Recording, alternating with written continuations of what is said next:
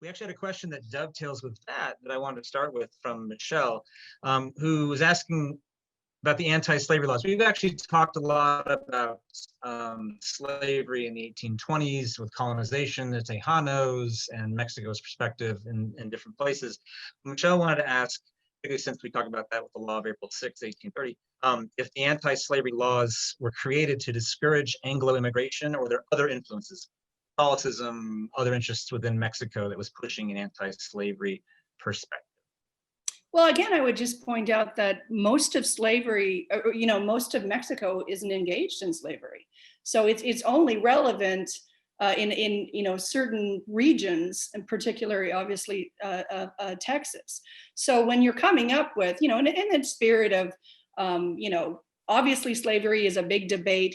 It doesn't even grab hold as a significant debate really until the 1830s in the United States, sort of in a, and most people don't share an anti-slavery thing, but certainly, you by this point in England, you've got a lot of anti-slavery. So the rhetoric is out there. The rhetoric is definitely out there to sort of adopt this. But I think the most important thing here is, as we sort of start this conversation, is there might be laws being passed that are anti-slavery, but they keep exempting Texas, because that's that clash between the interests of people sort of seeing that cotton and slavery is going to be what generates a successful economy in this northern state.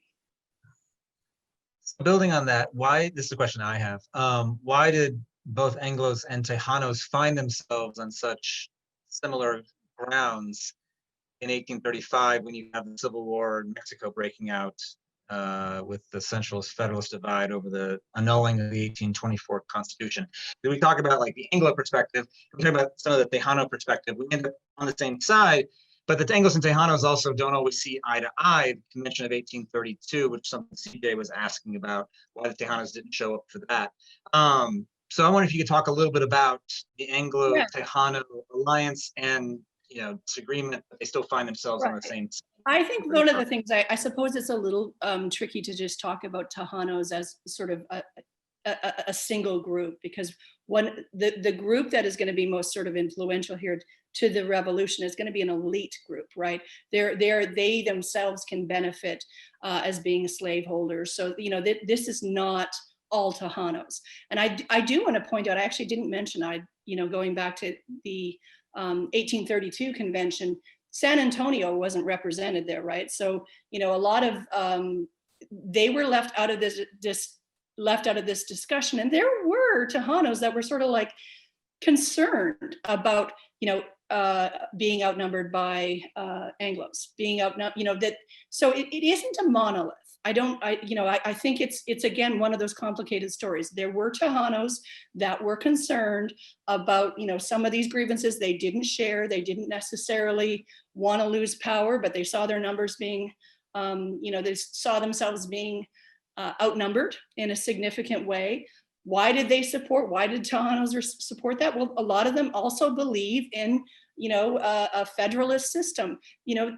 It's not, the Constitution of 1824 is a federalist document. There's a tradition in Mexico of a representative government, of of decentralized government, of a constitution, and similar, obviously, to the American Constitution. But, these are going to be what sort of inspire people to participate in this revolution too, is a commitment to a federalist system and a Republican form of government.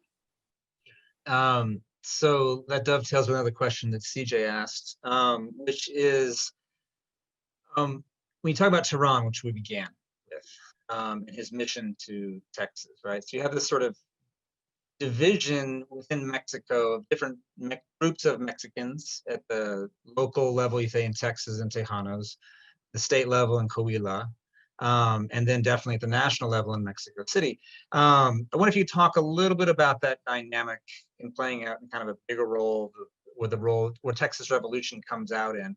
And his question, CJ's question in particular, was Tehran on Tehran's official mission was to inspect the border, but was it truly Was his job actually to do that at all, or was it really just a secret mission to spy on the colonies and write a report for Lucas? Well, it wasn't really a secret mission. Actually, he was a high up official, and respected official, very, very educated official in the Mexican government. So he's not really No, he's not going incognito. What I meant is like, not, he was not in disguise when he came. no, he's meeting with Austin and Gross and Yeah, all he that. actually was I a meant very, the sense of like the true purpose. yeah, he was a very decadent, actually, if I remember correctly, that he, that he came with, had a beautiful, coach and it was a very, he's a very elite person, that is doing this. So he's responding to, I think, just concerns, coming in and seeing they've passed all these laws, and then, they know that they're concerned. They're concerned about what's going on in there. So it's not really reconnaissance. It's just sort of, let's give a report of what's happening based on the concerns, based on the curiosity too. Like, let's go up to, let's have a representative of the government go up and see what is going on in Nacogdoches. Because Nacogdoches, that's a long ways away from Mexico City. And, they have no sense of what's really going on there. Are people abiding by the laws? Are people, what language is being spoke? All of these things, they don't know.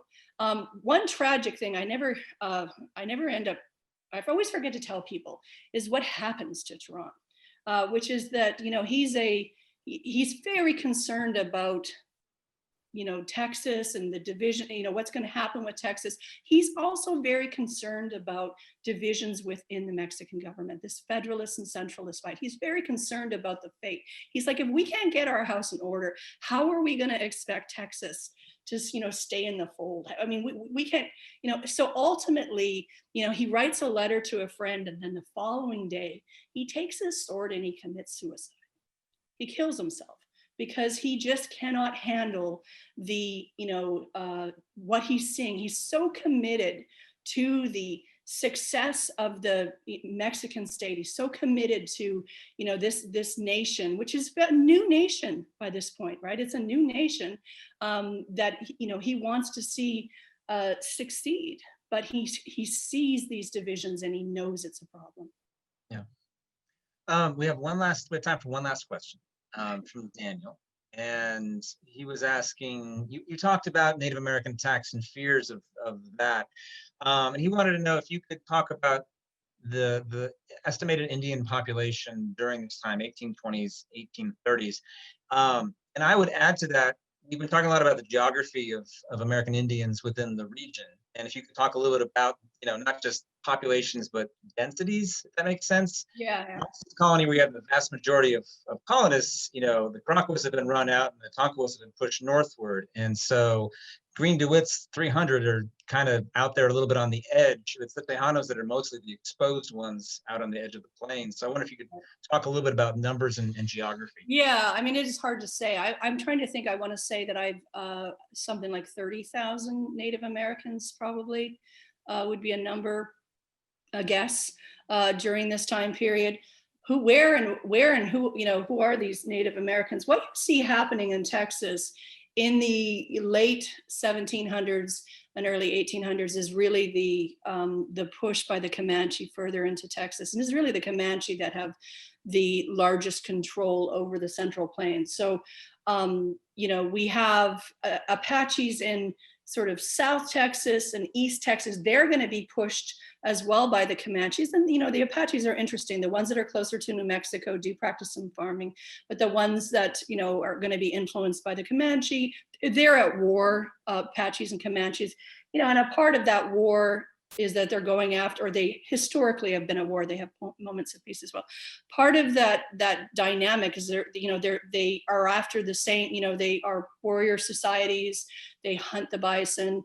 They're competing hunting grounds. And so we see these, who are the big threat probably during this time period for much of these settlements in South Central Texas. It's the Comanche.